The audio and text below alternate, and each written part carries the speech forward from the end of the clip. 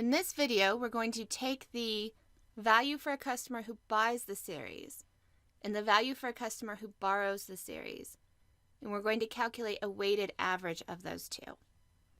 All right, there is a formula we're going to use for this. It looks very ugly, but it is not. It is simply saying, take the value for a customer who buys and weight that by the percentage of the time a customer buys the book. And then take the value of a customer who borrows and weight that by the percentage of the time a customer borrows book one. Let's go put this in cell D12 in our worksheet. All right, so let's build this. Equals paren the value of a new customer who buys. But now we need to weight that. So times paren, we need a percentage of the time that a customer buys book one as opposed to the total, which is book one plus full rate equivalent. Now those of you who are really following along here are going to say there's a flaw here, right? Because we're doing full rate equivalents, which are not really borrows. But once more, and you're going to hear me say this a lot, you do what you can do easily and you move on. So this is better to me than doing nothing. It is not perfect by any stretch of the imagination.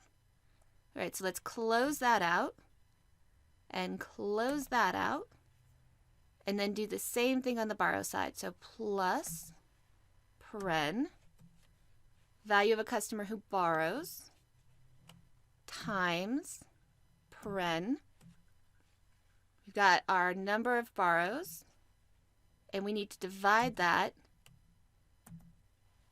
by the total of buys plus borrows to get a percentage of the time people borrow the book. And then we close it out. Enter. So on average, a new customer is worth $5.35 to us. We don't know whether they're going to buy or they're going to borrow, but we have about $5 to work with to acquire that new customer. If you want to gut check this value, it should always be somewhere between the value of the buy and the value of the borrow, right? Because we're averaging the two. So it should never be outside of this range. It should never be outside of, in this case, 394 to 829. And it should be more heavily tilted towards the side that's getting more numbers. So here we have 500 sales and approximately 238 borrows. So the number should be closer to 394 than it is to 829. And that's what we see here. All right, so that's your weighted average customer value.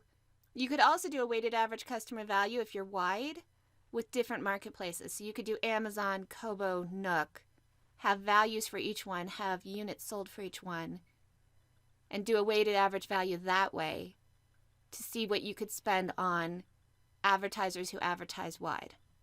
In the next video, I'm going to go over some quick flaws of this approach. I think we've covered them kind of in the conversation, but I want to highlight them once more.